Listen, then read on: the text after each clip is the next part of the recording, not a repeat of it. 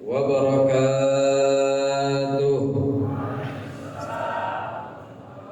Bismillah walhamdulillah wassalatu wassalamu ala rasulillah sayyidina Muhammad ibni Abdillah wa ala alihi wa sahbihi wa man wala. Rabbi israh li sadri wa yassir li amri wahlul 'uqdatam min lisani yafqahu qawli. Wa sallallahu ala sayyidina Muhammad sayyidil mursalin walhamdulillahi rabbil alamin. Amma ba'd.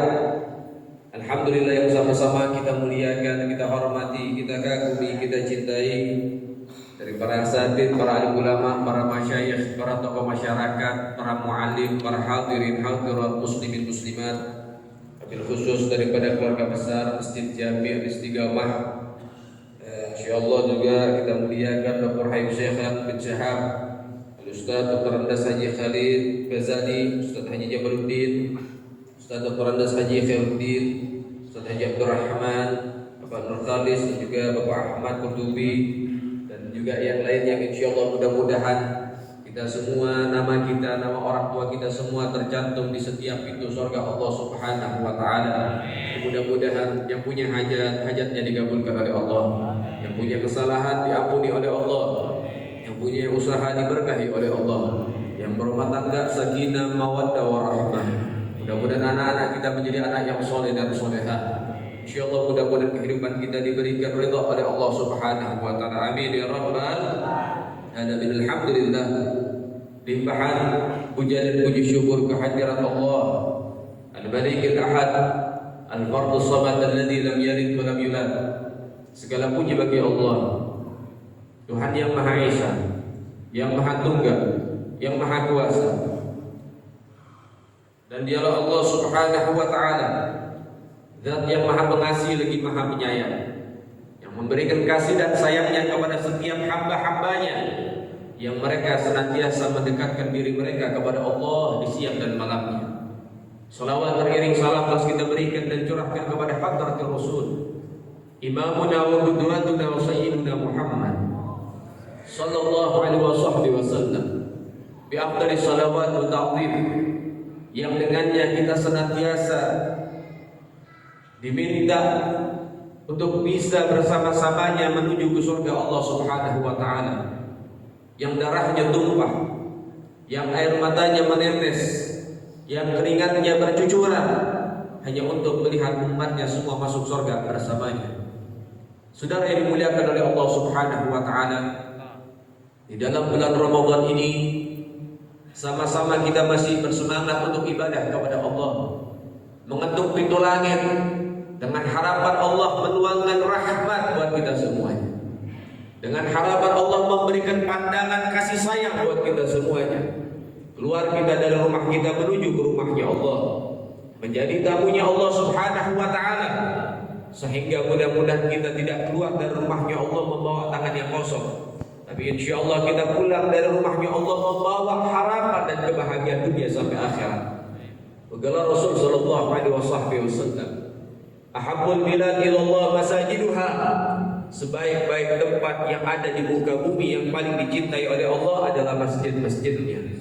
Sehingga dengan hal ini kita bisa mengambil kabar gembira, tidaklah seorang hamba yang gemar ke masjidnya Allah untuk ibadah, mereka adalah hamba yang paling dicintai pula oleh Allah Subhanahu wa taala.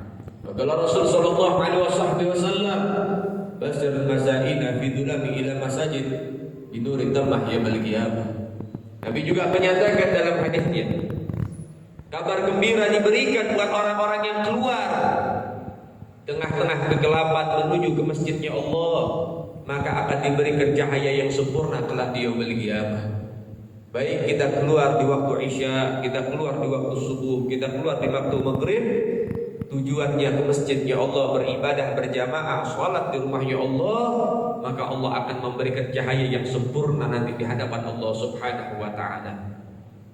Ya ikhwan rahimakumullah, saat ini kita berada di dalam bulan Ramadan, sudah masuk di pertengahan. Sebentar lagi kita akan ditinggal oleh bulan Ramadan.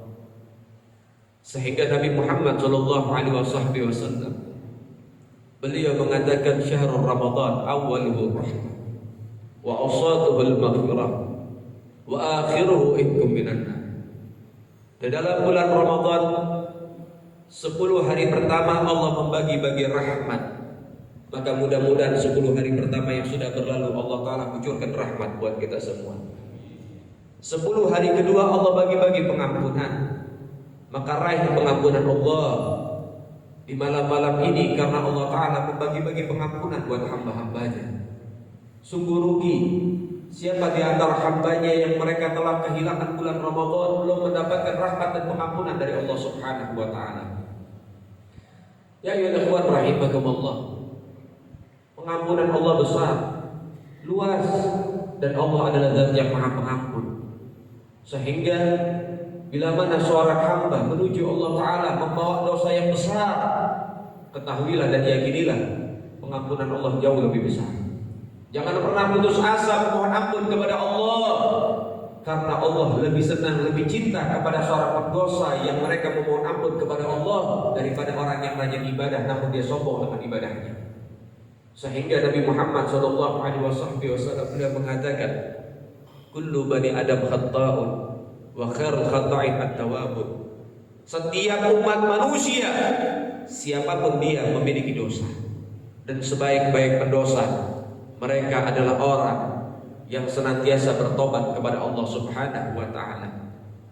Al-Imam Qadhi Iyad dalam satu catatan diceritakan beliau ketika sedang berjalan dengan para murid-murid beliau, menyaksikan pemandangan seorang anak dengan ibu berantem. Sang ibu marah kepada si anak. Anaknya melakukan kesalahan yang fatal. Sang anak pun demikian marah kepada ibunya. Kemudian sang anak diusir oleh ibunya keluar dari rumah di tengah malam.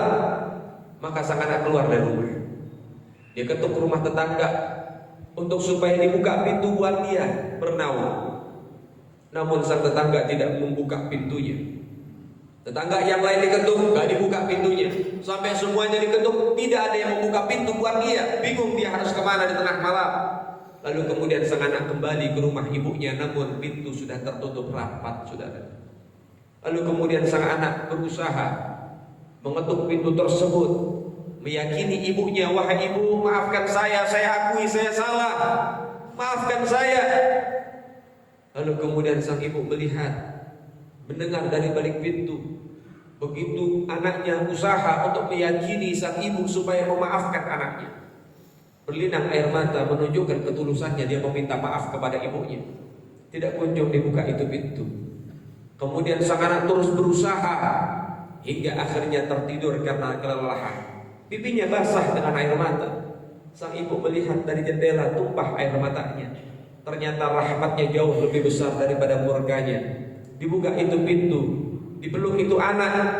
Ketika melihat sang anak bangun dari tidurnya, wajah ibunya sudah memeluk dirinya, maka dipeluk kembali oleh si anak dengan dekapan yang erat. Kemudian sang ibu mendengarkan sang anak mengatakan, ibu maafkan saya akui saya salah, saya sadar, tolong maafkan saya, berikan kesempatan. Lalu kemudian sang ibu mengatakan, wahai anak, walau kau tak meminta maaf, aku sudah memaafkanmu. Maka keduanya akhirnya saling memaafkan dan masuk ke dalam rumah dengan bahagia. Menangis Imam Qadhi Iyad, ditanya oleh muridnya, kenapa wahai imam? Kemudian Imam Qadhi Iyad mengatakan, sungguh begitu besar rahmat yang Allah titipkan kepada hamba-hambanya. Seorang ibu adalah hambanya Allah, diberikan rahmat yang besar.